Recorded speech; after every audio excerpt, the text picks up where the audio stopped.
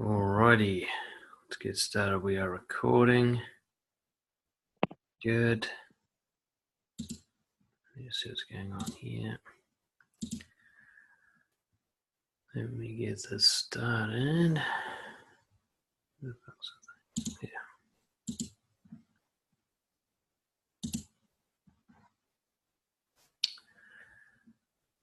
Yeah.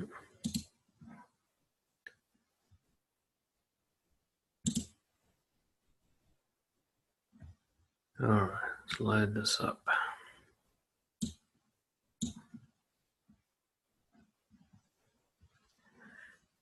There we go. Struggling a little bit there, but we are on board. Awesome. Welcome everybody to Negative Narratives. Stories we tell ourselves to make life worse, which sounds pretty pessimistic. But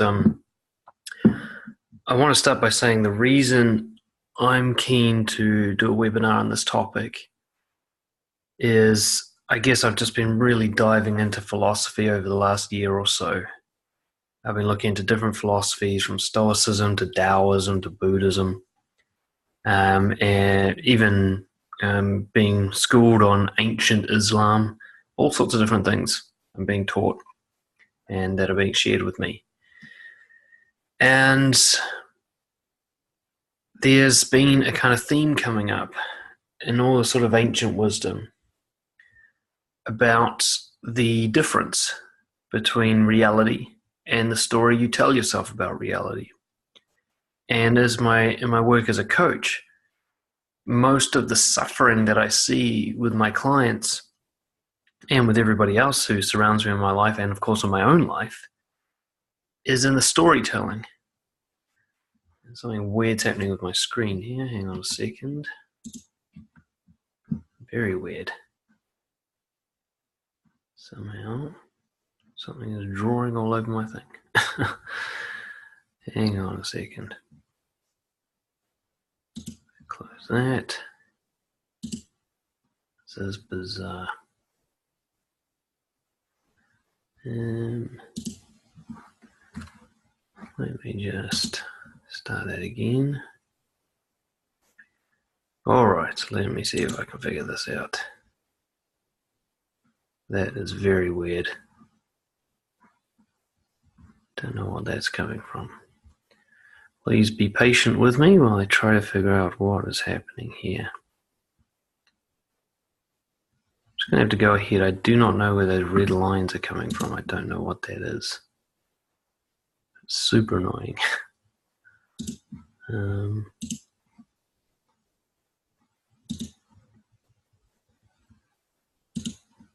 Okay. Alright, I'm just going to go ahead with it. I have no idea what that is. So today I want to talk about negative narratives. I want to talk about the stories that I've most commonly seen in my work as a coach, what's come up again and again and again. And I want to try and give you guys some perspective that might shake your kind of attachment to these stories, to help you see them when they're occurring, and to deal with them when they come up, so that the suffering that comes with these stories is reduced and you can just enjoy life for what it really is. So what is a narrative? You know, there's an old quote from Wolf of Wall Street. He says, the only thing standing between you and your goal is the bullshit story you keep telling yourself as to why you can't achieve it. This is obviously a bit more of an attached to outcomes type mindset, but again, it's this thing that if there's anything a human can achieve, you can probably do it too. So the idea that you can't or shouldn't or whatever is that idea, that story is the only thing really stopping you from at least trying. And that's what a negative narrative is. It's something that stands in between you and something that you should be doing or want to be doing. And it's invisible. It doesn't exist. It's just a story in your head. It's not a real barrier, but it feels like a real barrier. So it's a story that we tell ourselves to accompany the raw data of life. It's a story that we add to what is already happening. So there is the raw information of life, and then there's the thing we tell ourselves about that information. That's a narrative, a story. There are positive narratives. One example is called the halo effect, where everything somebody you like does, you tell yourself a story about how good they are as a person. And when they do something bad, because you like them, you justify it and you minimize it. So you're constantly adding positivity to who they are and what they do. You can see this with people who are really loyal to someone. No matter what that person does, no matter how horrific their behavior is, that person's loyalty is unshaken because they keep telling themselves a story about what a good person this other person is. So positive narrative is when you keep adding positive elements to raw data. You keep saying it's good. And then there's, of course, negative narratives, which is what we'll be talking about today. I do believe positive narratives can be as harmful. I believe real truthfulness is about no narrative at all. It's just this is what is happening. But negative narratives are what we're facing today. And this is things like self-fulfilling prophecy, where you constantly tell yourself a negative story about what's happening, about what, normally quite neutral events. You turn them into negatives. And that undermines your ability to do what you need to do. The story starts to eat away at you like poison and create a self-fulfilling prophecy where you end up failing more often in doing what you want to do, and you end up procrastinating more because you're telling yourself a story about procrastination or about failure. And that thing serves itself. You make it come true. You make this negative story into a reality when it never needed to happen that way. So a narrative is painted over reality. It's a story you add to what's happening, and you add it so quickly, so instantaneously, that you can't even tell the difference. For example, I might be talking to somebody on a date and they frown. Now, all they've done is move their eyebrows. That's raw data. All they've done is frown. But instantly, at the same time, my brain goes, they're bored. It adds the story to the frown. Now, that frown might have been impulsive. It might have been them concentrating on what I'm saying. It might have been them thinking hard. It might have been anger. It could have been all sorts of things, but my brain said boredom. And it said it so quickly that I actually think the frown and the boredom go together as equally true. And yet the frown is what really happened, and the boredom is the story I told myself about the frown. It's the negative narrative that I added to that person's facial expression. That's what I mean by being painted over reality. The boredom has been painted over the frowning to become one with it. And I think they're one and the same thing. I'm sure that this person is bored. And yet there's no true evidence for that. There's just a story in my head. Frowning does not guarantee boredom. It's not a cause and effect relationship. So this story is just a story. But now I'm spending the rest of the day thinking, shit, she's really bored. Oh no, I've got to be more interesting. And I'm living by this story now. And yet at no point in time was it ever true. I should note at this point, for those of you who are joining us live, if there are anybody, a couple of people, use the little chat box to get my attention if you want to jump in with questions or thoughts or share your own stories. I'll jump in and chat with you. So that's what a narrative is. Let's move on. Okay. So I've listed, I don't know how many I've got, about 9 or 10 negative narratives that come up constantly. And I'm going to just go through them one at a time. And we'll talk about generalities of narratives, but we'll talk about these ones specifically because I want to give you guys something that will apply to your own life. Okay. And I've got to start with the start, which is the I'm not good enough story. Not good enough. It can be applied to yourself. It can be applied to others. I want to focus on how you apply it to yourself. So the I'm not good enough story is translated. Essentially, it means there's something fundamentally wrong with me. And this thing that's wrong with me is what's to blame for all the painful experiences I've ever had, or most of them. So this idea that whenever you've had uncomfortable or painful emotional experiences, whenever things have gone wrong for you externally or internally, the story comes up saying it's because there's something wrong with me. Now, sometimes it can be very specific. The girl says no to you when you ask her out and you say, oh, it's because I'm too fat. It's actually the same story, it's just contextual. And like this time I'm choosing for it to be about my weight. And other times it will come up in different ways. So I might, later on that same day, my boss might yell at me and I'll tell myself, oh, it's because I'm just useless at my job. Now I'm actually telling myself the same story over and over again. I'm just saying there's something wrong with me, there's something wrong with me, something wrong with me. But I'll kind of map it on to the situation, and it sounds like a different story every time. And because it sounds like a different story every time, it's more convincing.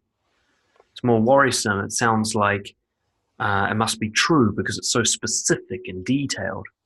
Yet the reality is, all I know is a girl said no to me, and my boss yelled, but none of those things are actually evidence of anything beyond just what happened. The girl said no, the boss yelled. It doesn't actually tell me anything about myself. The girl might say no because she's a lesbian. The boss might yell at me because he has an anger management disorder. It might have nothing to do with me. In fact, the most likely explanation is it's got nothing to do with me, is their preferences and their personality I'm seeing, and I'm just the trigger. They could be triggered by anybody. But you'll tell yourself a story, no, it's because of me. I'm the cause. That person would have said yes to somebody else, anybody else, and that boss would never yell at anybody else. It's just me and my wrongness. I'm broken. And it starts to come out in quite extreme ways. You start to tell yourself that nothing goes right.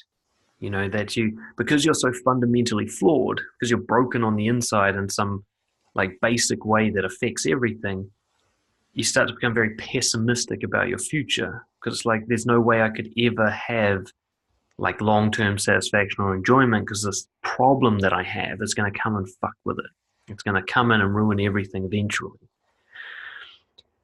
So as we go through these, I'm going to talk a bit about the cognitive biases that play a role in the storytelling. Mostly this webinar is just to get you thinking about storytelling, to notice when it happens, to notice when you add extra information that you made up to a situation, and to evidence, to change the flavor of that evidence. That's all I really want to help you notice, because once you notice it, you start to realize how untrue it is.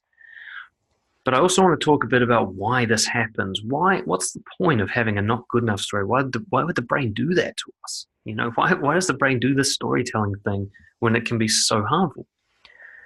Well, there's a few good reasons that we've discovered through psychological research so far. And there's one that I want to focus on today. Well, there's two for this particular I'm not good enough story. And the first one is called the heuristic availability bias. Okay. Now, this is just a fancy way of saying the thing that you remember most easily gets the most weight as evidence. Okay. The thing that you can most easily remember is given the most weight of evidence. So if I remember something really easily, I'll assume that that thing is more true than things I don't remember very easily, right? Like a great example of this is a lot of people think of their childhoods as being bathed in sunshine. They just remember these glorious summer days, and they remember that easily. And so they think that the weather was better when they were younger. The truth is the weather was pretty much the same when they were younger. They just remember the sunny days easier. And because they remember it easier, their brain thinks it must have been sunnier overall. That's the heuristic availability bias, okay? Now, how this links to emotions is that we also remember things more easily when we're more emotional at the time of the memory. Trauma is an extreme example of this. If you're traumatized emotionally during an event, you will recall that very easily. You'll remember it all the time. It will haunt your dreams. Whereas if you're kind of bored and not paying attention during an event and not really feeling anything, you'll find it very hard to remember.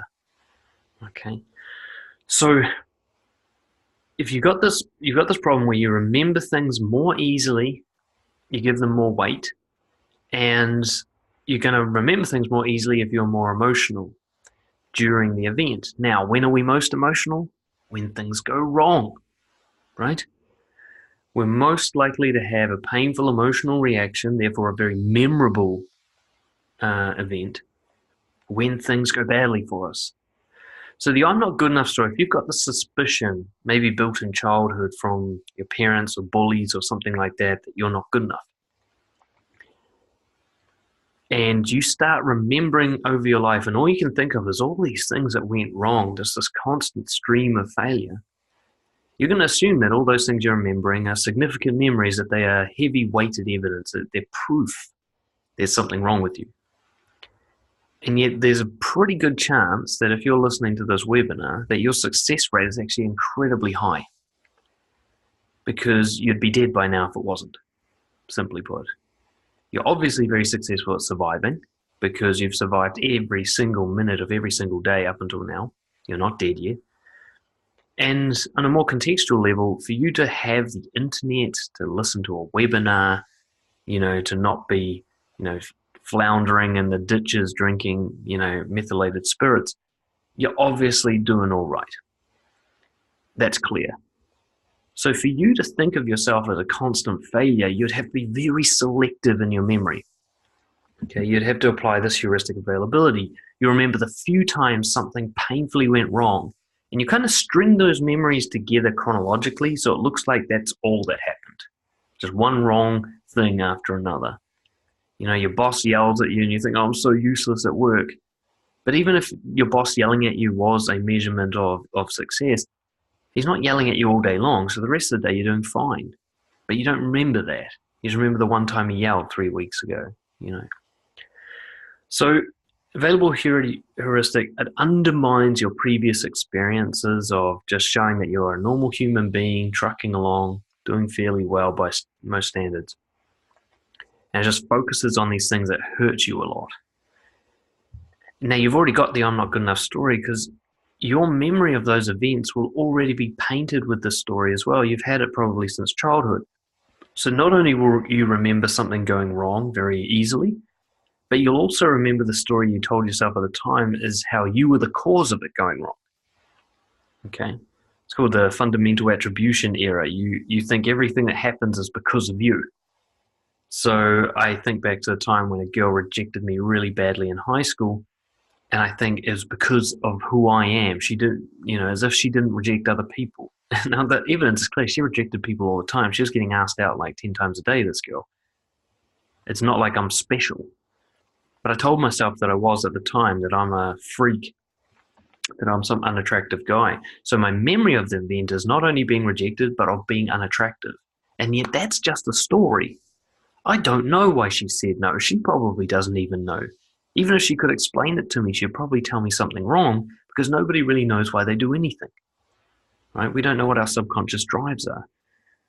So the idea that it was because there was something wrong with me was a story I'd already started telling myself at the time of the event and shortly after, and now it's attached to the memory of the event. So when I remember it, I feel like I'm remembering the story and the event as one thing. I was definitely unattractive. That's my memory.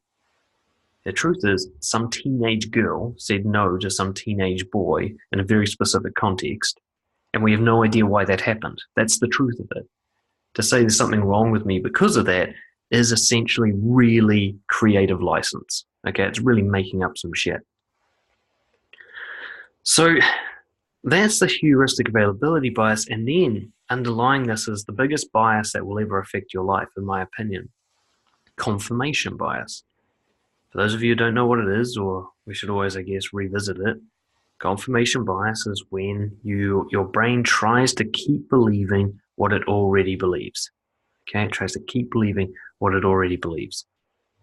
So if you already believe that you're a loser, that you're not good enough, your brain's natural impulse when it comes to storytelling will be to tell that story over and over again. It doesn't need evidence to tell the story. That's the important thing to understand. Your brain can tell you this story over and over again without even a stitch of evidence, without any proof whatsoever. It will just make evidence up. It'll often tell the story based on the story.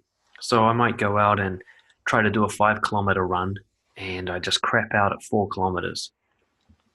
My brain will go instantly like, oh, you're not good at running. There's no evidence for that.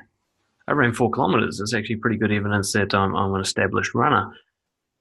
But because I set this imaginary goal of 5, which isn't a measurement of anything, there's no way you can say 5 kilometers definitely means you're a good runner, right? But I've already set myself up with this story, and that's the thing your confirmation bias will do as well, is it will set you goals that you're designed to fail so they can keep the story going. So I've run 4Ks, my brain just goes, oh, see, you failed again because you're a fucking loser. And does that little because thing.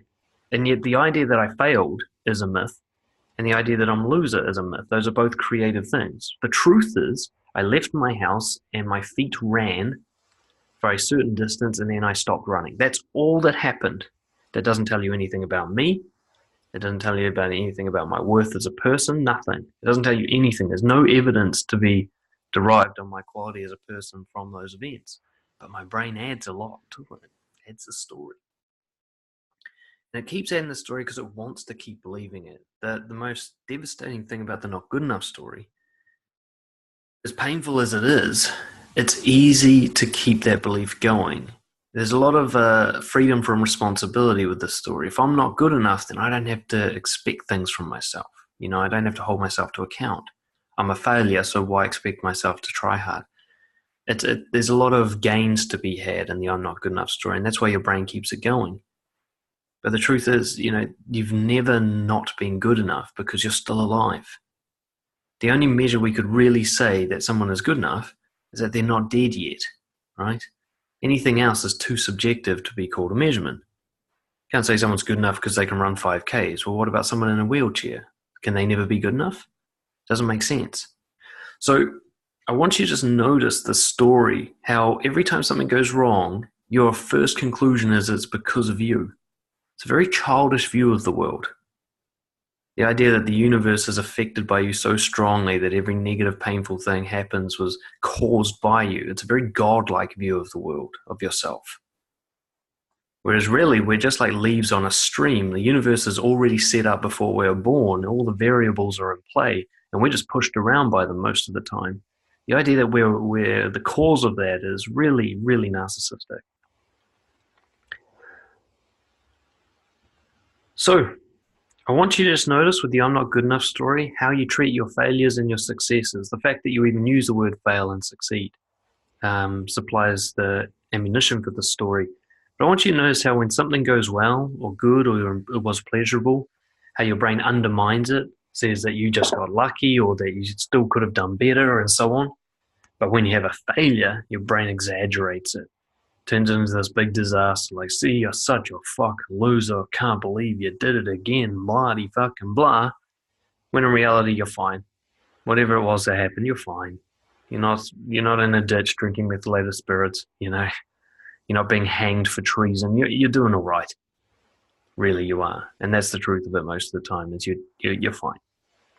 So I just want you to notice that extra story you add. Just because something was painful, all you know is that you had pain when something happened. There's no extra information to that. You have to create a story to say because this and because that. And creating is just another word for lying. Next one. It's someone else's job. Or it's someone else's responsibility. So the translation for this one is, my decisions are dependent on outside forces. Okay. The idea that the locus of control, as it's called, the causal point of your decision making lies somewhere outside of your autonomy, that you are forced to do things, essentially. And this is such a powerful negative story because it instantly transports you into the victim. It takes you to this victim place. And it causes something I call green light syndrome, where you're constantly waiting to be told what to do, to be encouraged, to be given permission.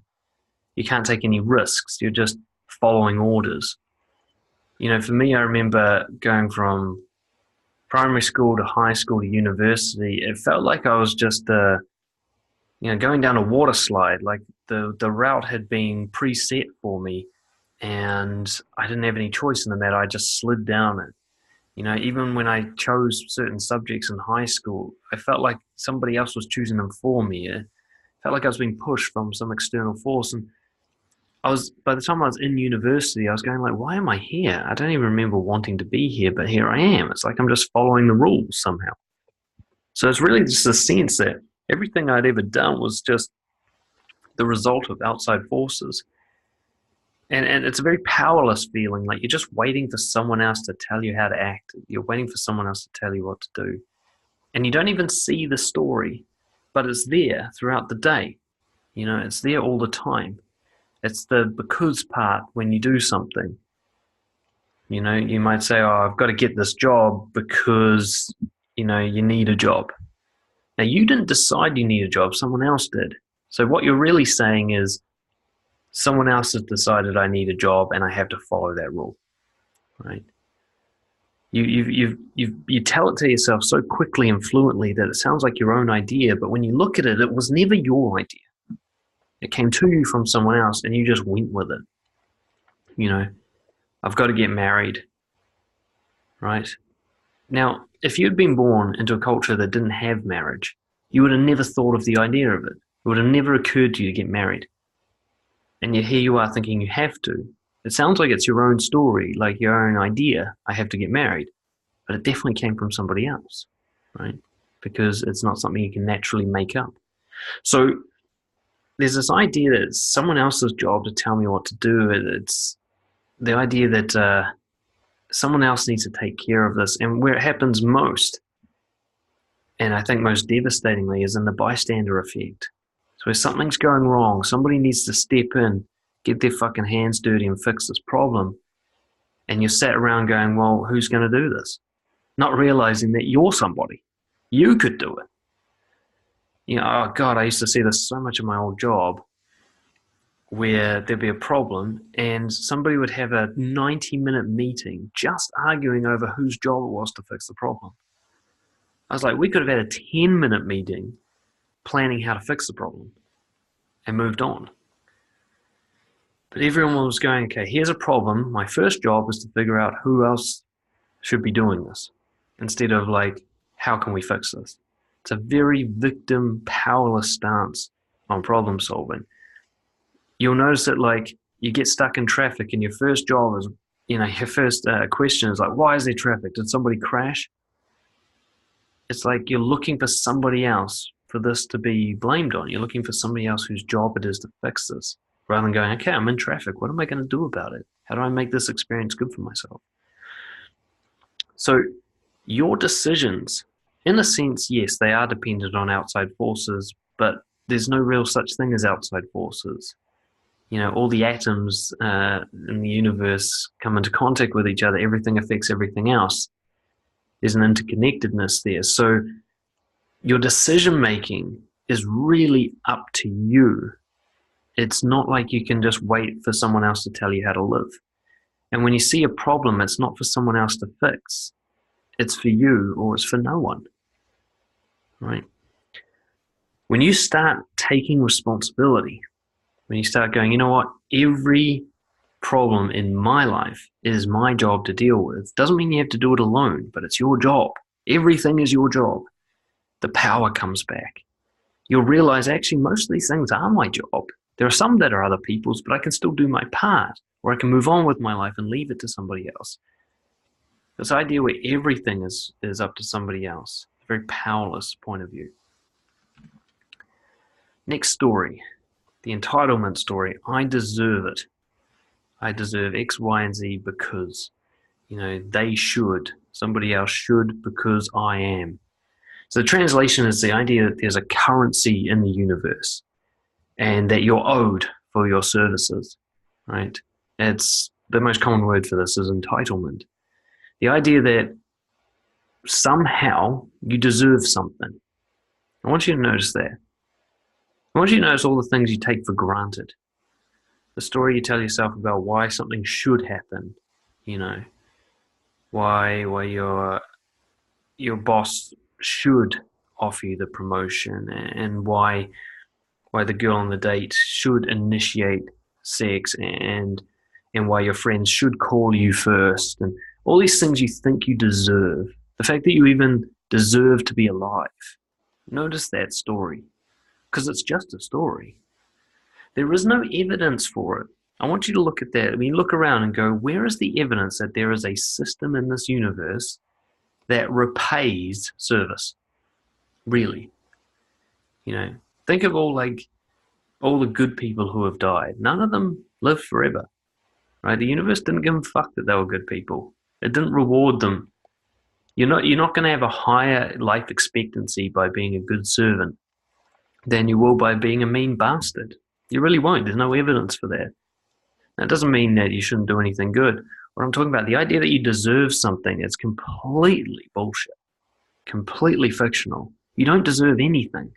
You're not owed anything. Even if someone literally legally owes you money, there's no rule in the universe that says you're going to get that money, right? No matter what you do, there's nothing coming to you in a guarantee. There is no contract. The more likely explanation, more truthful one, is that you're very, very fucking incredibly lucky to be alive at all. You're not owed shit. You're in debt, if anything.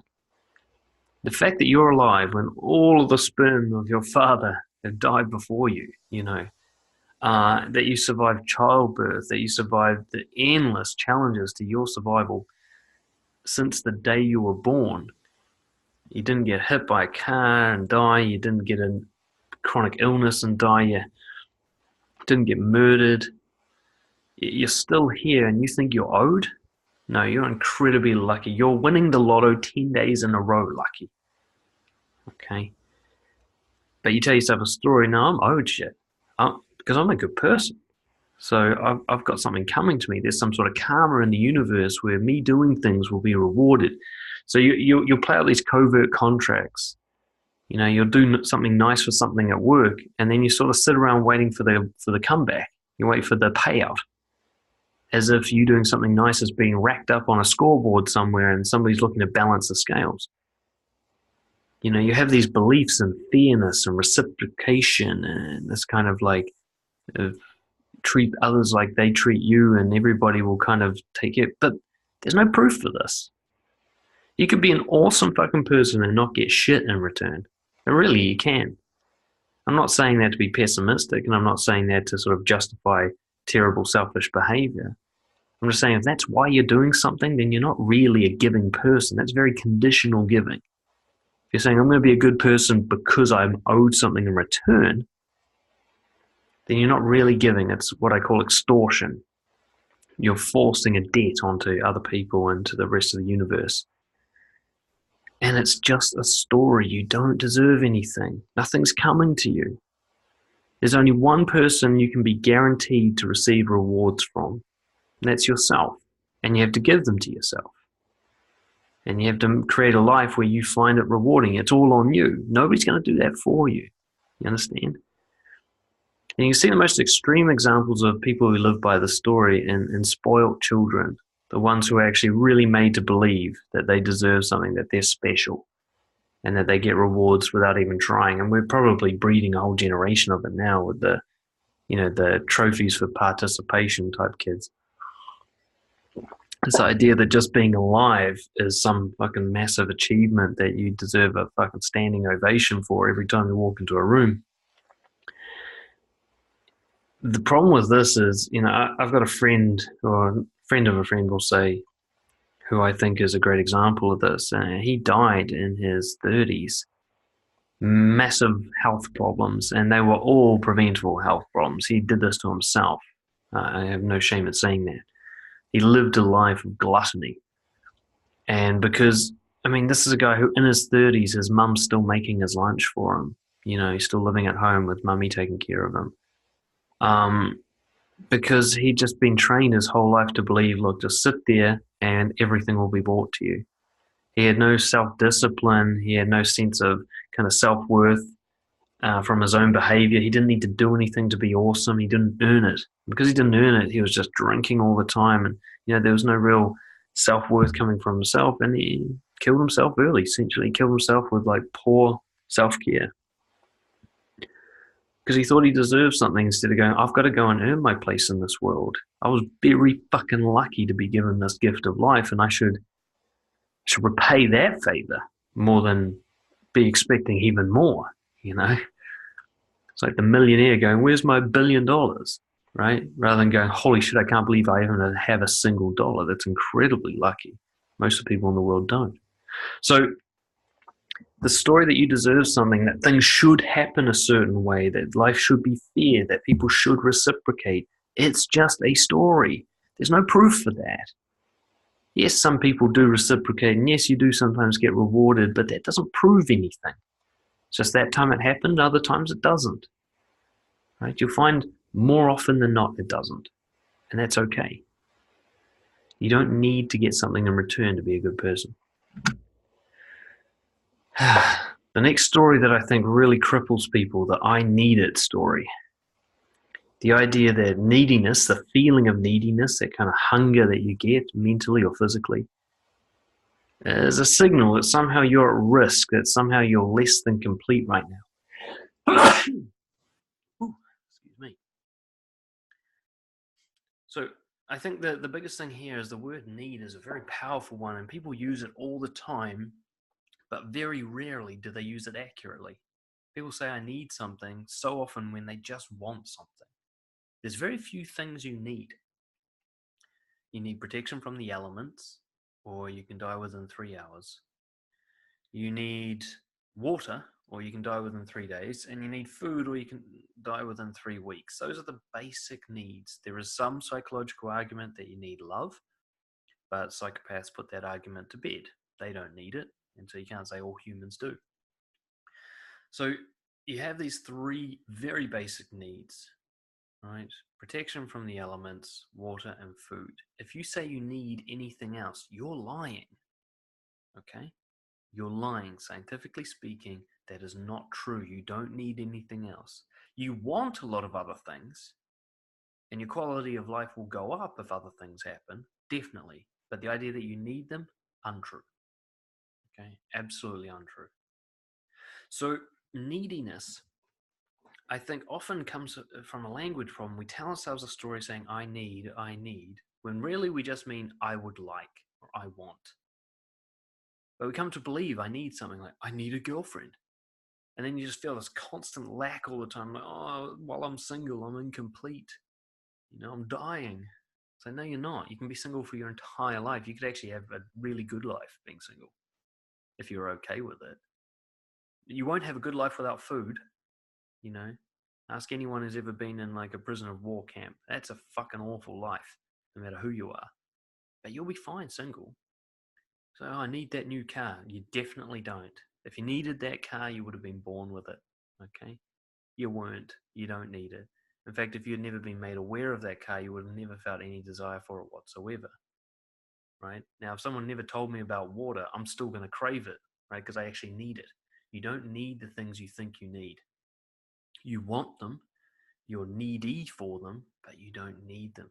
So the story, I need something, it's really important that you start catching yourself using that word and go, no, I just really want something. And even that's questionable. Do you really want it?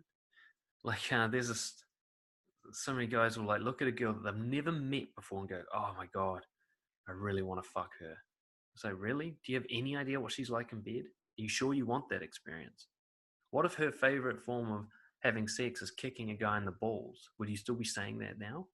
Because you don't know what she's like in the bedroom. You're saying you want her. How can you want something you don't know? It's bizarre. It's a total lie. Now, to say that you look at her and you feel attraction, that's getting more honest, right? To say that you want something from her is a lie because you don't know what that thing will be like to receive. So you can't know that you want it. Maslow's hierarchy, right? There are needs that go up in sort of order, but they translate from need to want. Okay? We don't need self-confidence to survive an entire life. There's plenty of evidence for that. We want it though. That's okay to want it. You just gotta know that desire spectrum, that very few things are in the survival space. Everything else is basically a luxury. And what was the point I wanted to make about survival there? The more needed to survival, the easier to obtain. Okay, I'm just looking at my notes and not understanding them. The more you're focused on just getting your survival needs met, the easier life is for you. If all you want to do is have shelter, water, and food, life's incredibly easy this day and age for most people, right? Those needs can be met within, I don't know, 30 to 40 minutes of effort per day, right? To just get those basic needs met, you could get that done. Very little effort, and then the rest of the day you'd have leisure time. But if you want a lot for luxury's sake, if you want cars and you want people to love you and you want approval and you want sex and you want a house and you want nice clothes and you want to travel, now life becomes quite difficult. Okay. There are a lot of challenges in getting those so-called needs met. So the question I always ask myself when I say I need something is, will I die without it? And if I am sure that I will, where's the evidence for that? You know, I've had people say, well, studies show that people in a relationship live longer. I'm like, well, did the study show that you'll live longer? Are you one of those people? Because every study has exceptions on both sides of the fence, right? And all the oldest people in the world usually die single because they outlive their partners. So what the fuck are you talking about? Yes, a lot of people might have a longer life expectancy because they have partners, but maybe that's just because they're needy. Maybe if they were self-satisfied, then being single could last just as long. We don't know why they live longer. We just know that they have partners as they live longer. That doesn't mean that the partner is the cause of their longevity. It's just a correlation. It's not cause and effect. So the idea that you need love to survive is just a story that has not been proven scientifically. And there's plenty of counter evidence. There are plenty of people who don't care about love or have been single and they're still alive, right? Some of them are even thriving. So it's a much more likely story that your neediness will do damage to you over time. And that neediness is just a story saying I need something when really you just want it. And you're not even sure you want it because you haven't had it before. You don't know what it really is. There's so many people, my God, say I want a relationship and they get into one and you're like, fuck, this is way harder than being single. I'm like, dude, I told you, don't get into a relationship until you're sure you really want to like pay the price for being in a relationship. It's great. I prefer it to being single at the moment, but I'd go back to being single too. Right? It goes both ways. So, moving on. The next sort of most powerful negative narrative I think people tell themselves is always coming up here. Hey, Dominic. You mind just muting your microphone here, please, mate? I can't do it. There we go. Awesome. Cheers, Ray. And feel free to jump on the chat box if you want to ask questions or say anything. So the next negative narrative we're talking about, the happiness equals success narrative. The story we tell ourselves that, painful emotion is bad, a failure. Anything that we feel inside that we don't like feeling is a sign that something's gone wrong. And that any pleasure we feel inside is a sign of success, that we're doing well. So the translation of this essentially is that positivity, happiness are signs of living well, and anything painful or uncomfortable is a sign that you're doing worse than other people. Okay, it's a thing that you try to get away from. You think you're in the wrong place. This is a very powerful story, and it's funny, it's kind of a recent one. I've been doing a bit of history research lately, and the idea that we should be happy and happy equals successful is relatively new.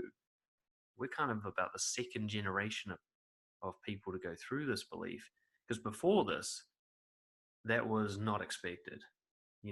Before this, in fact, the most successful people are often, sort of grumpy and miserable, the kings and the people running everything. They weren't like bathing in happiness all the time. There was the Epicurean movement a couple of thousand years ago where people were seeking pleasure as a sign of a good life. But ultimately, the idea happiness equals success is a very American based movement that came out in the 70s. And it's a story so many of us believe. We believe that if we're depressed or anxious or angry or confused or sad, that somehow we've failed at something. We've dropped the ball.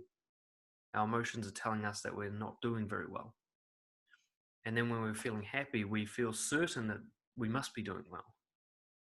And this creates really painful behavior patterns because then we start to seek pleasure and avoid pain under the guise that, well, if I'm feeling pleasure all the time, then I'm doing well. If I'm feeling pain all the time, I'm doing badly. And yet the opposite can easily be true, right? Somebody strung out on heroin feels really good. Are they successful? You know, somebody working hard to start their own business so they can provide for their family and enjoy freedom of lifestyle is going to experience a lot of painful emotions. Are they failing? There's no real guarantee that the way you feel tells you anything about how well you're living. These emotions are going to fluctuate all the time, and it all depends on what's happening to you as to whether or not these emotions are telling you you're doing well or doing poorly. I mean, I had a pretty hedonistic lifestyle in my early 20s. Took drugs and drunk a lot and just partied and tried to fuck anybody I could. There was lots of like feelings of pleasure during those moments. But it took me years to recover from it because I did so much damage to my psyche and my body through living that way. So looking back now, I have to absolutely say that those feelings of positivity were a sign of failure, not success. And yet so many of us believe that successful people are somehow blissfully happy all the time. We ignore the clear fact that people like Robin Williams kill themselves, that the people that have everything we've ever wanted are still fucking miserable sometimes. And we also ignore the much harder to find evidence, but abundant in existence, of people who live simple lives, who don't tick any of the boxes of major success, and they're quite blissfully content with who they are. I've got a group of friends like this who keeps me in check. They're all tradesmen. None of them are going to be famous names at any point in time. Their whole week consists of just working hard. Then on the weekend, they go fishing, have a drink with their friends, fuck their wives, whatever. They just have a very basic, simple life, and they're just constantly enjoying themselves. They're all confident. They don't want anything more than what they've already got. How is that not successful? You know? So the idea that the way you feel is a measurement of how well you're doing with your life is a story you tell yourself. It's an absolute myth. And it creates biases. So you'll notice that your behavior and even your results are ignored. It's all about how you feel. That becomes your priority measurement. So if you feel rough, you think that was a bad day. You don't actually look at what you did that day. You don't look at the results that what you did created. I might have a day that felt really bad, but I did a lot of good things for my life in that day. But if all I care about is how I feel, I'll call that day a failure, which will actually steer me away from repeating those behaviors that were helpful behaviors. And I might have a day where I just fuck around, like smoking weed and watching Netflix and not doing anything with my life, and I feel real good about that day. And so my brain goes, oh, I should do that again. And yet that's actually a really awful way to live for my long-term well-being. So when you think the way you feel is a measurement of how well you're doing, you're setting yourself up. Okay. It doesn't mean that happiness is bad. It just means that happiness isn't anything. It's neutral. It's just a feeling. It doesn't tell you anything about whether or not you're living a good life. It's just a feeling that comes up. Now, if it comes up in reward for living the right way for a long time, then that's great. Enjoy it. But it's not a guarantee. It can also come up when you're living very poorly. It doesn't tell you anything. Same with even anxiety and depression, though I think these are definitely signs that something's going on. You can feel anxiety when you've done all the right things. It can actually be, in a sense, something telling you like, yeah, I'm really stepping out of my comfort zone. I'm doing something important. It can be telling you that. Even depression, I've been looking at depression a lot over the last couple of years, trying to understand it.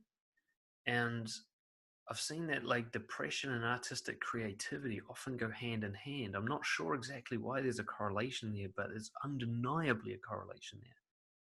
And most of the top artists will report having massive bouts of depression. There's something creative in depression, or there's something that allows creativity to occur because of depression.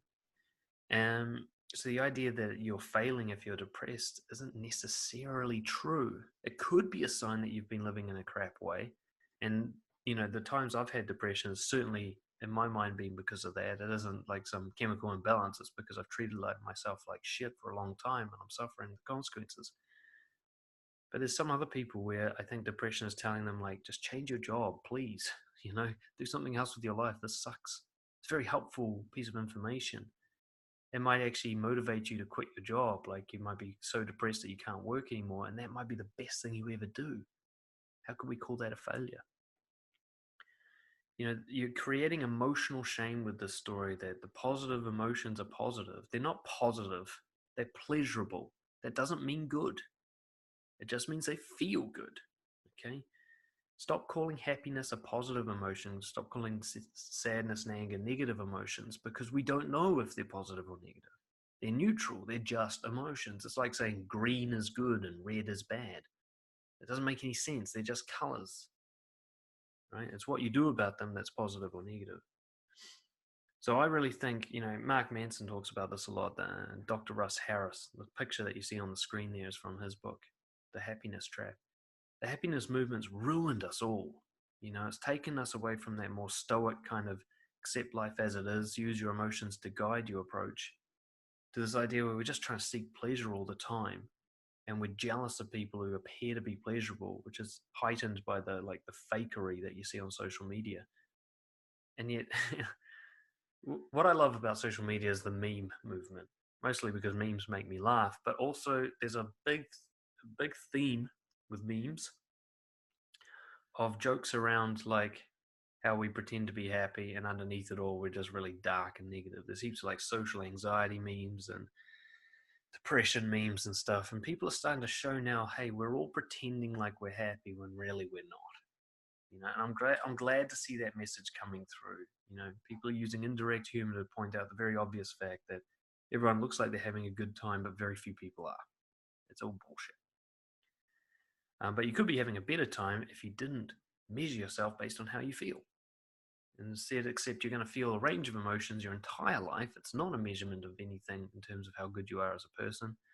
They're just indicator lights on the dashboard telling you what needs to happen next. Feeling sadness, it's time to grieve. Feeling stress, it's time to take a break. Feeling anger, it's time to set a boundary. Feeling happiness, time to chill out and enjoy the scene. They're all just telling you something. Whether or not you listen to them determines whether or not they're good or bad. All right, negative narrative number 6. Well, I've got quite a few here. I'm going to try and speed this up. I don't want to spend my whole life talking about negative narratives. I must control my thoughts. Translation: thoughts are representations of truth and reality, and they can be consciously controlled. The idea of free will. That if you have a thought that's bad, you should be able to somehow replace it with other thoughts.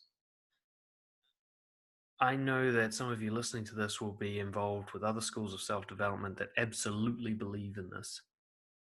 And I want to say unequivocally that I do not. I do not believe you can control your thoughts. Okay? And on top of that, I absolutely believe that to try and do so is incredibly dangerous. That it can lead to obsessive compulsive thinking, and it can lead to all the other stories coming true as well. I think the most important lie that we tell ourselves about thoughts is that they're truthful, worthwhile pieces of information, that we must do something about them.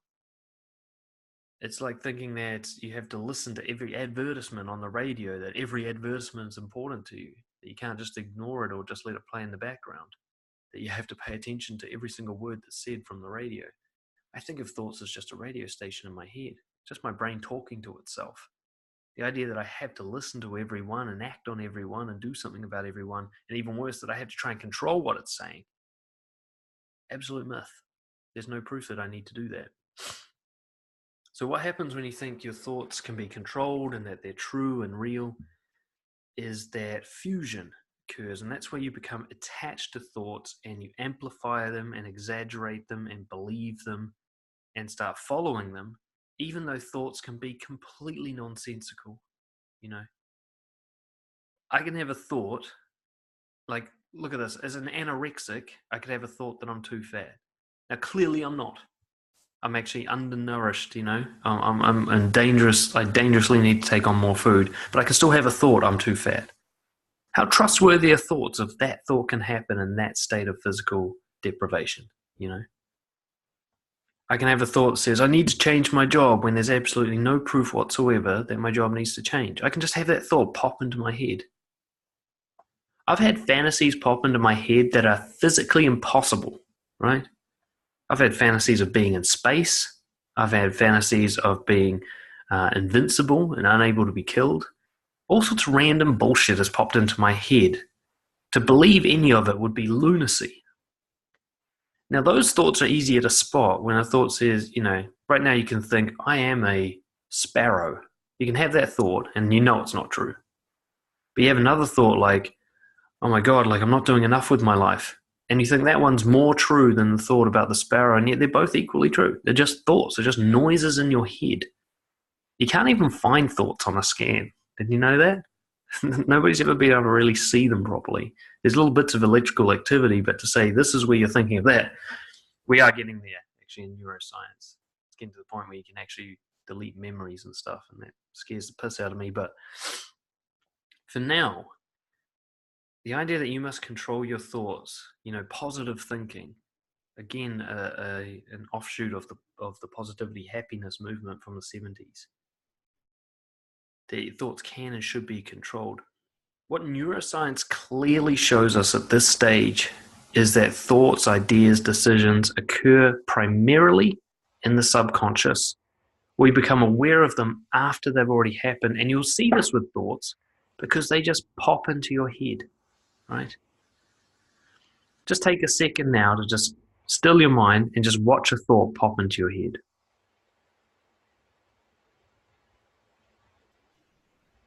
See, I had one just now. It said, my computer's making a weird noise. I didn't decide to think that. It just popped into my head. My brain just seemed to notice the noise my computer was making and said something about it. I didn't choose to have that thought consciously. It occurred to me. So the idea that I can control a process that occurs to me is like saying I can control the weather. Okay? I can control other drivers on the road. It's ridiculous and pointless. What we can see with a lot of, especially acceptance and commitment therapy research, is people who try to control their thoughts end up being more harmed by them than they were than when they just left it alone. I call it the CBT fallacy, the idea that thoughts can and should be controlled. What I think is a much more helpful approach to this is to know that thoughts are just noise inside your mind. There's potential for creativity in them. Like I can think up a plan, or I can think of something to draw, I can think of my next dance move. But that's a really interesting one, actually, that last example. When I've been dancing quite a while now, and I've noticed that if I stop trying to think of how to dance and listen to the music, my body automatically comes up with good dance moves for the music. When I try to think of what to do, I stutter and stumble. It's like my thought gets in the way of my body doing what it wanted to do. It's bizarre. It took me a long time to see this. When I'd be in a dance class, I'd have someone show me the move and I'd be really consciously thinking of it and stumbling over my own 2 feet. And then I'd just say, okay, I'll just walk through the movement so my body knows it, and then I'll just count to myself. Boom, dun, dun, boom, dun, dun. And then just let my body do its thing. And the funny thing is my body could do the move without me having to think of what the move was. So the decision making about doing the move was occurring in my subconscious. My thinking was getting in the fucking way, especially my attempts to think, my attempts to control my thoughts.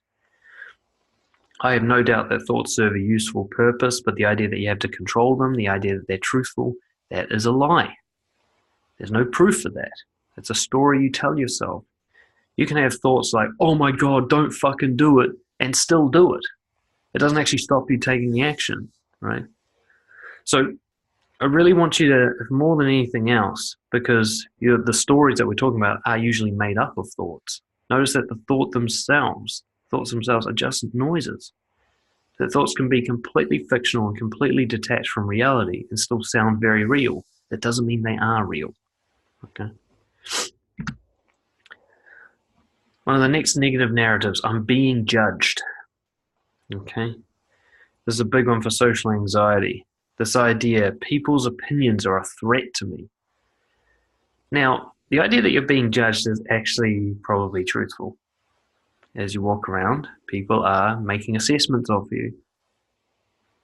But almost certainly they're more worried about the assessments you're making of them than they are putting effort into making one of you. But even if they are, let's give you the benefit of the doubt and say, yes, everyone is judging me.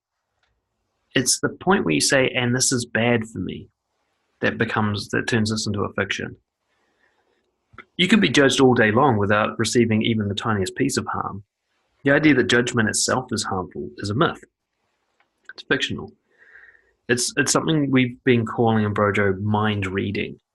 I watch someone, I assume they're judging me, and then I try to guess what their judgment is, and usually I come to a negative conclusion.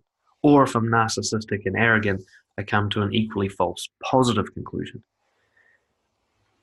There's a huge difference between overt negative feedback and imagined criticism. We do so much of our self-assessment based on imagined criticism and very little based on actual overt criticism. There's a big difference. Like when I used to do dance competitions, there'd be the actual judges who would give us a score. And that's like 3 people. So that would be the only like real feedback we got. But then there would be the thoughts we had about what other people thought of our performance.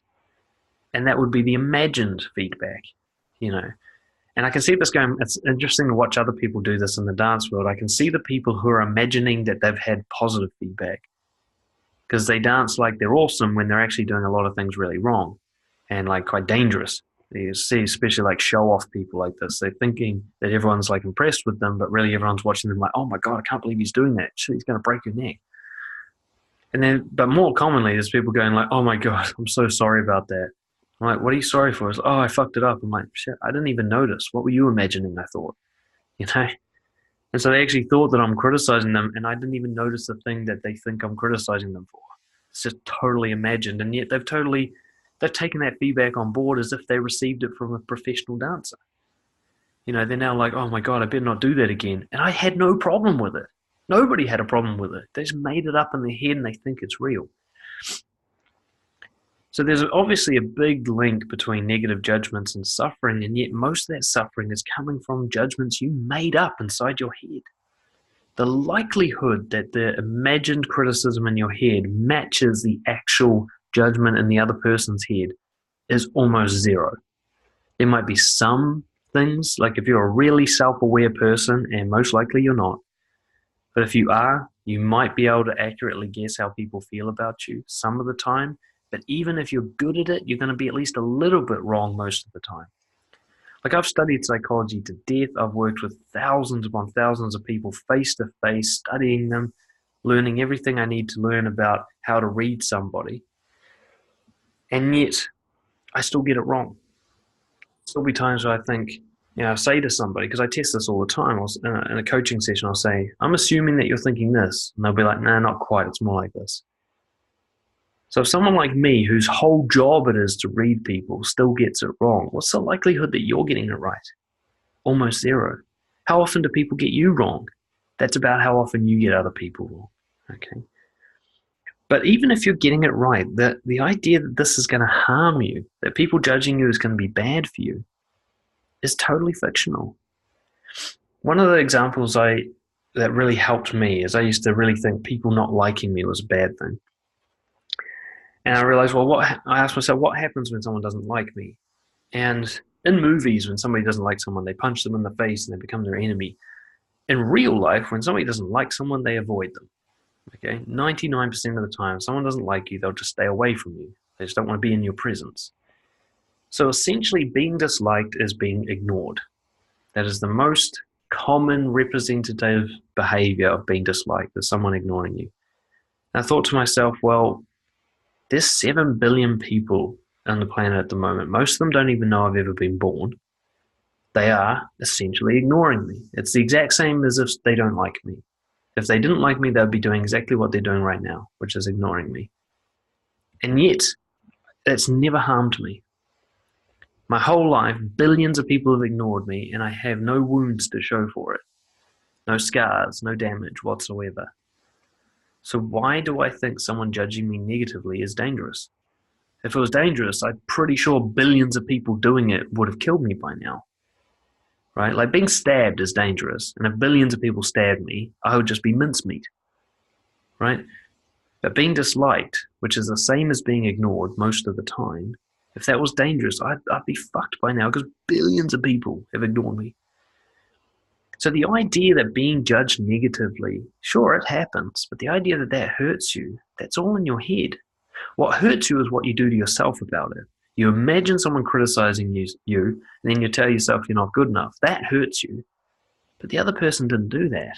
They just sat there, and you did all the work.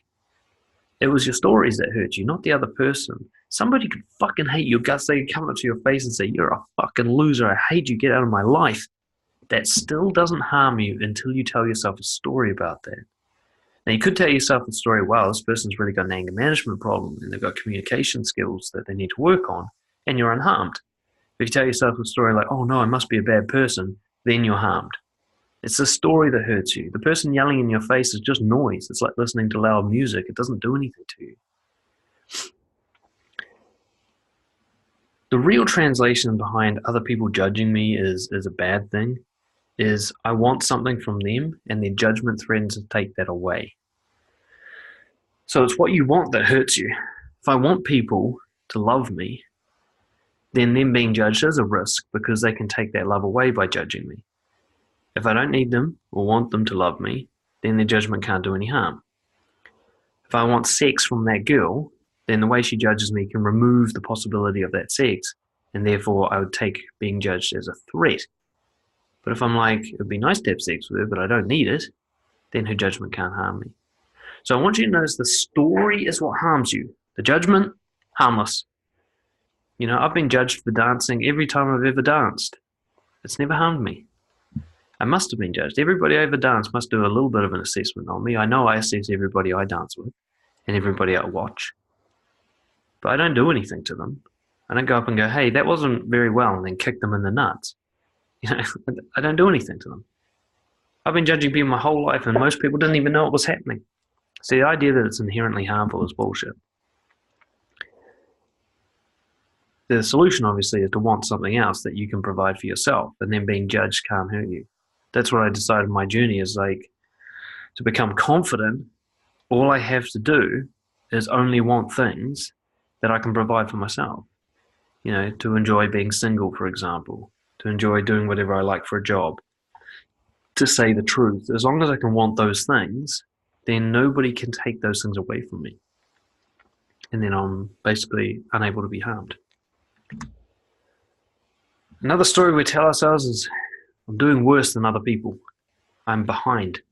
I get this a lot with my clients. You know, I've got a client at the moment, he's in his 40s, like, oh, my friends are married and having kids, and I haven't even got my career sorted yet. This idea that he's somehow behind his friends, that there's a race and he's lagging, and that this is somehow bad.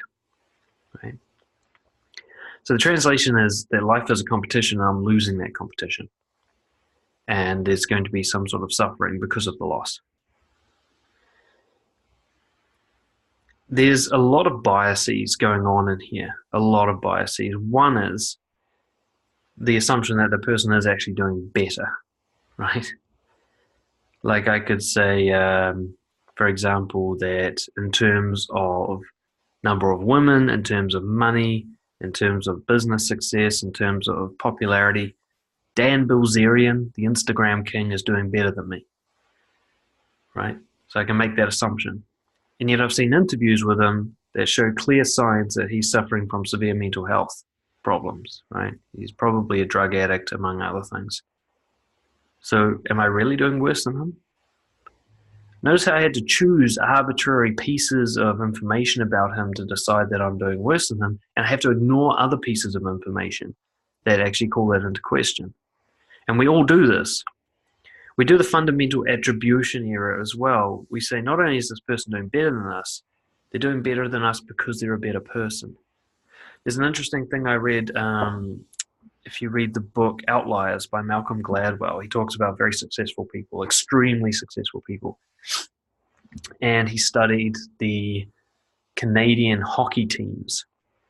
And one of the things that he found was that the most successful hockey players were all born within a certain period of the year. 90% of them are born from like January to March. And then a small other percentage were born at the end of the year, and the rest were, nobody else was born in the middle. And he said, well, how can we have such a high correlation of birth dates with successful athletes? And it was because these birth dates in the schooling system made them the biggest kids in the class. So in an age where size and strength is pretty much all that matters for sport, and that's what happens when you're a child. If you're the biggest, fastest, and strongest, you're going to be the best because there's no skills back at that level. Then you're going to be the best, which means you're going to be selected for the representative teams, which means you're going to get the special training and you're going to get more experience. So that by the time you're 20, you're trained to be the best, and everybody else who was born the rest of the time of the year was just doing a mediocre version of the sport. And that's why they're more successful. They didn't have a choice on when they were born, so they have really nothing to be proud of there in that sense. So the idea that you're doing worse than others because they're better than you, it's more likely that you have different advantages, right? Now, that doesn't mean that you get to complain and that you don't have to do any hard work. It's just the idea that you're ignoring a lot of evidence to tell yourself that you're worse than others. You're really ignoring a lot of evidence, and the evidence you're ignoring most prominently is the number of people who suffer more than you. If you're watching and listening to this webinar, that means you're doing better internet-wise than all the people who don't have internet, okay? And that's a lot of fucking people. We're talking billions, right? Most of Africa. So if you're doing better than billions of people, how are you doing worse than others? There's this very selective bias where you just take these arbitrary measurement points. You say, those are good. And then you say, see, that person's doing better than me. You look at their bank account and say, they've got more numbers in their bank account than I do, so therefore I'm doing worse than them. You have no idea what it's like to be them. They could be suffering immensely. They could be having a great time. They could enjoy life more than you. But maybe the reason they enjoy life more than you is not because they have numbers of money in their account. It's because they don't care about the bank account. The only reason you're suffering is because you do care. You don't consider this. You just think that somehow those numbers matter and that you're doing worse. And you've got to ask yourself, if I'm competing, what is the finish line of this competition? Is it who gets to die the richest? Like, where are you going with this? Where is this race leading? Why do you have to race? What is the point of competing? What do you miss out on? Now, some people have answers to this question. So if I'm not rich, I won't get a girlfriend.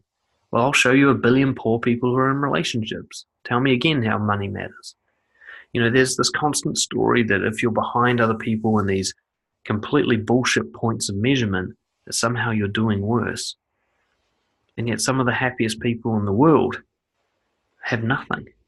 By all measures, they're doing worse than you, but they've found a way, a philosophy, a way of living that they enjoy so much that they don't need all those things that you're craving. There's a famous story about Alexander the Great coming across, who was the philosopher? Was it Aristotle? I always get them mixed up. He came across some philosopher and they had an argument. And the guy wouldn't bend the knee, I think. The philosopher wouldn't bow down to the king. And he was like, why won't you bow down to me? He's like, I don't need to, And he's like, I'm the greatest person in the world. Alexander the Great says, basically, I'm the greatest person in the world. He's like, how do you think you're better than me? And the philosopher says, well, I don't care about being the greatest person in the world, so I win. As this idea that the only reason you're suffering because you think you're doing worse than people is that you actually care about those comparison points. If you didn't care, you'd be killing it. You'd be doing better than most people in terms of psychological wellness. The key here is your comparison, your belief that it matters, that somebody else's success has something to do with your quality of life. It's a complete illusion. There are people all over the world suffering worse than you and people all over the world suffering less than you, and that has no effect on how much you're suffering. It's got nothing to do with you. How others are doing has no effect on how well your life is going. You could be king of the world and still fucking miserable. I mean, look at the narcissistic fucking insecurity coming from Donald Trump. He's got everything most people could ever want. He's got power, fame, success, family, everything. And he's obviously still an insecure little bitch, right? It doesn't matter how you measure yourself against him. He's doing worse than most people in terms of psychological wellness. So the idea that other people's success has some relevance to you is a total myth. And it serves a purpose. It allows yourself to tell yourself that you have an excuse, that you're off the hook. They're doing better than me because they're younger, so I don't have to try. That person's doing better than me because they're better looking, so I don't have to try. That person's doing better than me because they had a good childhood, so I don't have to try. You're just bullshitting yourself out of having to do stuff, right? Your well-being and your quality of life has nothing to do with how you compare with others, and how much advantages they have is not an excuse for you to get off the hook. You're just going to have to take care of your own shit, no matter how well they're doing. Number 9, I had a bad past. And I am X because Y happened to me. Right? God, that's a horrible picture. The translation here is that the story you tell yourself, well, memories of my past are painful, and therefore they justify behavior that I do right now that is less than exemplary. This idea that because you had something bad happen to you in the past, you're now excused for poor behavior. I used to see this a lot with criminal offenders that I worked with, and I see it a lot with my coaching clients and people within the Brojo community now. This kind of idea like, I was bullied, my parents were shit, my ex was a nightmare, and therefore I can do this awful piece of behavior. I can bitch and complain, I can be a victim, I can treat other people badly. I saw this so much when I was doing my review of the Red Pill movement. I was looking at MGTOW and incels and all these guys. And what I saw is basically I can treat women like shit because women treated me like shit in the past. This justification, I can be an awful asshole now because someone was bad to me. It's such a horrific story, because the ultimate truth is we've all had a bad past. There are very few people who say, I can't think of anything bad that ever happened to me. We've all got something, and definitely there are scales. There are people who are horrifically traumatized by events in their past, and there are people who are resilient to them. But the idea that certain events are guaranteed to be more traumatic is illusionary. I know people who have been raped who are more psychologically well-functioning now than somebody who was just bullied once a little bit. It's all subjective. Like, how much something traumatizes you depends on who you are. It doesn't mean that you're weaker or stronger. It's just about your genetics and your psychological reaction, your understanding, and your storytelling at the time of the event. But the idea that something in your past justifies poor behavior now is just a story, a causal attribution bias. You've chosen an arbitrary point in your past to justify who you are now, and yet everything that's ever happened to you makes you who you are now. Okay? So the idea that like something bad happened to you and now you're fundamentally flawed is really selective bias. Truth is, everything that's ever happened to you has made you who you are now, and it's all equally relevant. Everything had the effect. Every variable played a part in the sequence. And you also, again, that heuristic availability bias comes in. I remember it well, so it must be important. I remember my mum being really bad, so it must be important to who I am now. When really it was just another event. It's the story you tell yourself about it that makes it a big deal. Studies show that eyewitness testimony is the least reliable form of evidence. The idea that you can trust your brain to remember what happened accurately during an emotional event is crazy, right? It is one of the most unreliable pieces of evidence. So when you look back in your past and you go, this thing happened to me, you're actually making up what happened to you. It didn't happen like that. It will seem like it did. It looks like a movie in your head. It's crystal clear. And yet you'll be getting people's clothes wrong, their hairstyle wrong. Evidence is clearly showing this in studies. Everything you remember about the event is remembered wrong. It doesn't mean it didn't happen, but it didn't happen the way you think it did. So the idea that you can base decision-making on that memory is very faulty. You say, I remember this girl in school was really mean to me. Well, actually, that's not how it happened. That's how you think it happened. But we'll never know how it happened. So the idea that you can now use that to justify a piece of behavior is to say, I'm going to use the story I made up about the past to justify a piece of behavior. You may as well justify your behavior on Harry Potter or Lord of the Rings. It's equally fictional. Memories are already narratives. That's an important thing to understand. Like, the things that happened to you in the past already have stories attached to them. There were stories attached during the event, and then there's stories attached each time you recall it. By the time you're remembering something for the 1,000th time, it's had like 1,000 stories added to it. What really happened is lost in the noise now. The raw evidence, the truth about what happened, is minor. One way I look at it is everything that ever happened to me was neutral. It had no good or bad attached to it. And then it has a story that makes it good or bad, right?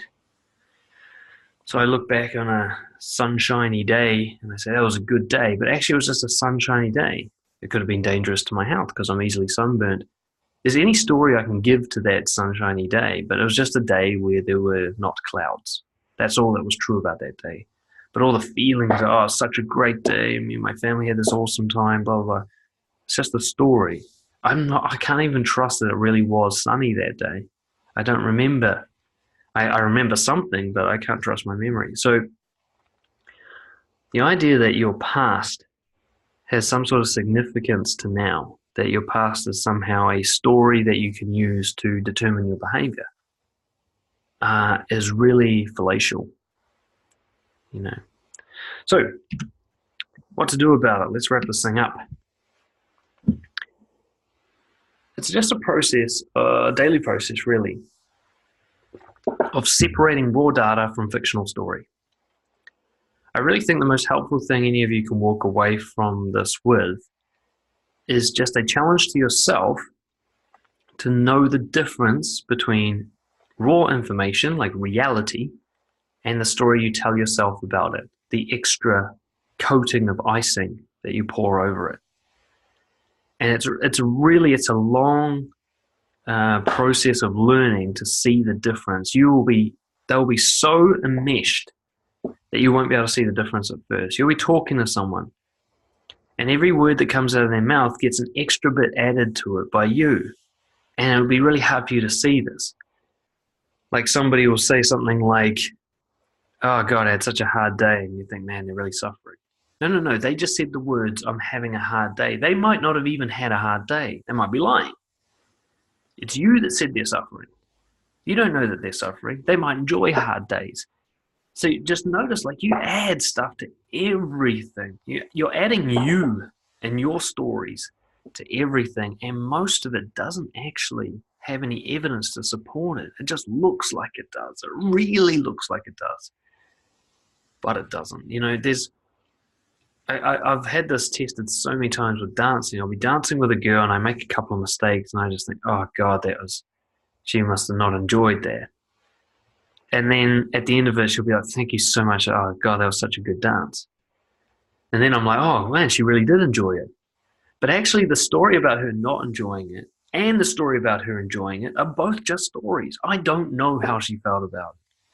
I know that there was a couple of times that I did some dance moves that didn't go exactly as I expected, and then I made up a story about how those were mistakes. And I know that I suspected that she wasn't enjoying herself because of her facial expression, but all she did was have a facial expression. And at the end, when she said, I enjoyed that, all I know is she said the words, I enjoyed that. I don't know what those words mean to her. I don't know if they're real or not. So anything else on top of that raw information is just bullshit that I've made up. That doesn't mean that you can stop yourself doing this, and you don't even need to. You just need to know the difference. When someone says to you, I enjoyed that dance, know that all that really happened is that noise came out of their mouth, went into your ear canal, set off an electrical signal, and told you that the words were, I enjoyed that dance. That's all you know for sure. Okay? Everything else about them actually enjoying themselves, how they feel, what their facial expressions mean, how good you are as a dancer, all of that is fictional extras. You've added that, Never fucking trust your brain to be truthful. Challenge. Where's my proof? If it's something that's real, then you can show it to somebody else. You can show it to me on a plate. If you're like, that person's judging me, okay, show me the judgment. Where is it? Have you got it written down? Can you show it to me on a plate? If the answer is no, I can't show it to you, it's just in my head, then it's not fucking real. And it's important that you know the difference. So you're just constantly asking, is it true? If you have a narrative, ask it to prove itself. So, oh my God, everyone here hates me. Okay, prove it. Where's the proof? Well, because they're looking at you? That's not proof of anything. That's just proof that they're looking at you. Where's the proof that they hate you? Go and ask each and every one of them, do you hate me? Put them up to a fucking polygraph test. See if they're lying or not. Then you can say, yes, they will hate me. Until then, it's just a story. You don't have to fight against the story. You're just challenging it. You're just asking, you just made a claim about facts. Prove your claim. And you're doing it to yourself. The stories will come up for the rest of your life. What you're trying to do is you're just trying to prevent yourself wasting energy on solving imagined problems. Right? The imagined problem that you're not good enough. The imagined problem that people judging you is going to hurt you. The imagined problem that you're behind everybody else. You'll spend so much time trying to solve these problems, and they're not real problems. You don't need to be good enough. It's not even a thing. You don't need to catch up to anybody else. That's not required. That doesn't require any effort from you. Your narratives give you this like task to do, and you don't need to do that fucking task. You need to deal with the real issue, right? Like you're driving along in your car and you're thinking, God, what am I going to do about I'm pretty sure my girlfriend's going to break up with me. How do I deal with it? Rather than going, hey, you should be driving your fucking car. Concentrate on the road. That's the real problem in front of you. Fucking, how many people crash because they're distracted by texting and stuff? Focus on the real problem. Bring it back. Let that noise talk in the background. Remember, your thoughts are not evidence. You can have really crystal clear certain thoughts and they're still bullshit. Ask yourself, can I hold it in my hand? If the answer is no, it does not exist. Okay? If it doesn't have physical form, it does not exist. If you go, oh my God, that girl said no to me because I'm too fat. Okay, can you hold the fact that you're too fat in your hands? Can you show me her dislike of your weight in front of me? Did she at least take a survey or something that says, the reason I didn't go out with him is because he's too fat? And a scientist had her brain hooked up to probes and said, yeah, we can confirm that this region of the neural pathways, her preference is for skinny guys. Unless you can do that, you don't have evidence. It's not a real piece of truth. It's just a thought. No more true than a thought that says the sun exists inside my asshole. You can have that thought, doesn't make it true. Thoughts are just noise. They have no truth to them. So, I think that's, no, computer frozen. What's going on here? Stop this here. All right. Dominic, it's just you and I, is it? Oh, excellent. Well, let me just bring you on the line, man. It's been a while since I've seen you. See if that unmutes you here. My computer's having all sorts of issues at the moment. You able to unmute yourself? Oh, Hey, man. Hey. Yeah. So, How are you? good. I'm good. Yapping away. I like to talk a lot, it's like an ego thing. Any thoughts or questions based on what we chatted about today? Yeah, I had like some thoughts on the way you talked about you can't change your thoughts. Like, I don't agree completely. Like they happen to the past. Like, I did a lot of inner child healing work for myself, and I know that my subconscious was driving me all the time. So my whole life story was kind of driven by my subconscious. Now I have the free choice, since I went into my subconscious mind and rewired some connections there. I got actually the chance to decide not to believe my thoughts anymore. But at some point in life, you don't have the choice. If you're like driven by a trauma, you have to come to the awareness first that you're actually driven by it. Absolutely. I'm actually in agreement with you there. The choice isn't so much about having the thought, it's about believing it. That's where I think the choice happens, and that's what I'm really saying about these stories, is instead of trying to control your thoughts, just notice that bit where you start believing them. You start saying, this is real, this is true, this is a truthful account of who I am and what's happening to me and what has happened to me and what will happen to me.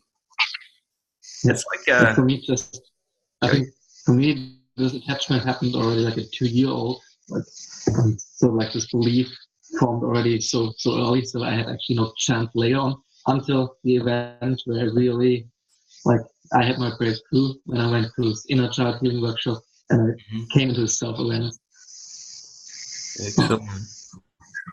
That's so good, man. I'm so happy for you. And yeah, for me, it was similar. It was just once I was freed from the noise in my head, I realized that noise in my head was like the best analogy I ever heard was the radio station.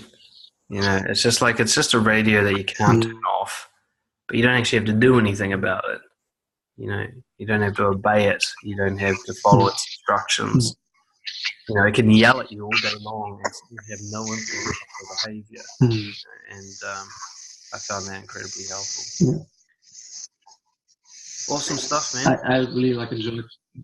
I missed like the first part, but like the last part that I was here, like I really enjoyed what you were talking about, also the happiness stuff.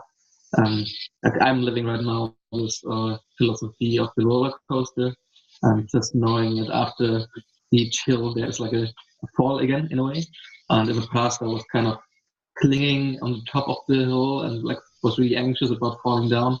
And now I'm way more enjoying the ride and because I know it goes up again, kind of like so kind of minor picture I use currently for all the up and downs in life, and it's pretty amazing just to ride it and enjoy the ride actually instead of being clingy and holding on. I like that. It's a great analogy. Just kind of just put your hands up like woo, like oh no, anxiety, woo, like, happiness. Woo. Absolutely. I love that. I love that analogy. Yeah, and that was similar for me. I spent so much time trying to like control where the fucking thing's going, clinging. I like that idea. You just take your hands off and just go, all right, let's see where it goes. You know, let's try and enjoy this before I die. You know? I've always used the analogy of surfing the waves. Like if I go out on the waves, I can get crushed by them, or I can stay up on the beach and avoid them, or I can go surf them. You know, and sometimes I'll fall off, I'll tumble, but I can just right myself again. And I think the emotional high is like that. Absolutely. Alrighty, man. Well, we'll wrap it up there for today. Yeah, thanks for joining us on the course. Just I think for most of it. And we'll catch up again soon, eh?